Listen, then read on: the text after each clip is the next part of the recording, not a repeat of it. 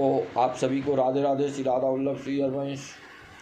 युगल बिहार की रसमयी उपासना के अतिरिक्त अन्य भाव जिनके हृदय में स्थान नहीं पाता, मनसा वाचा कर्मणा उनका दास हो रहना ही श्री ध्रुवदास का अभीष्ट है। जैसे युद्ध क्षेत्र में शूरवीर शरीर के विखंड होने पर भी रणभूमि को पीठ नहीं देता, तद्वत ही उपासक धर्मी को अपने लक्ष्य के प्रति अडिग होना चाहिए।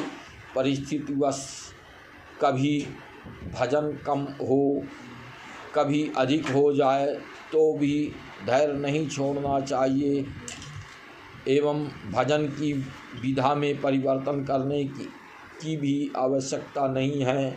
यदि उपासक के चित्त को प्रेम ने स्पर्श तक नहीं किया है तो नाना आचार विचार, अपरस स्पर्श, संयम, व्रत, नियम और भजन के विधि विधानों में विधे रहने से भी क्या लाभ होगा। अर्थात प्रेमानुभाव के अभाव में सारे कर्म विधान विडंबना मात्र हैं। प्रेमी रसिक उपासक को नैमित्तिक भजन नहीं करना चाहिए। प्रेम की सहज रसधारा में प्रवाहित रहना चाहिए।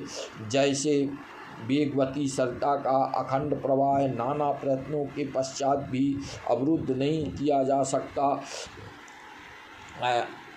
तो भक्त ऐसा होना चाहिए जैसे जो धैर्य का त्याग न करे, सुख की प्राप्ति से अधिक प्रसन्न न हो एवं दुख मिलने पर विकल न हो, अनन्य प्रभावों से प्रभावित न होकर अपने रसमय भजन में जो धैर्यपूर्वक तत्पर रहे वही भक्त है। यथा वायु के भयंकर झंझावात में भी पर्वत अपना स्थान नहीं छोड़ता, शूरवीर वास्तव में वही है जो प्राणांत पर्यंत रणभूमि का त्याग नहीं करता। इसी प्रकार धर्मी को भी अपने लक्ष्य रसमय भजन के प्रति दृढ़ निष्ठावान होना चाहिए। से ध्रुवदास जी कहते हैं कि मेरे वही शिरोमणि रसिक अनन्य हैं जो महामधुर प्रेम रस युगल विलास के अतिरिक्त अन्य किसी रस का स्पर्श तक नहीं करते। सत्संग के प्रभाव से क्या संभव नहीं है।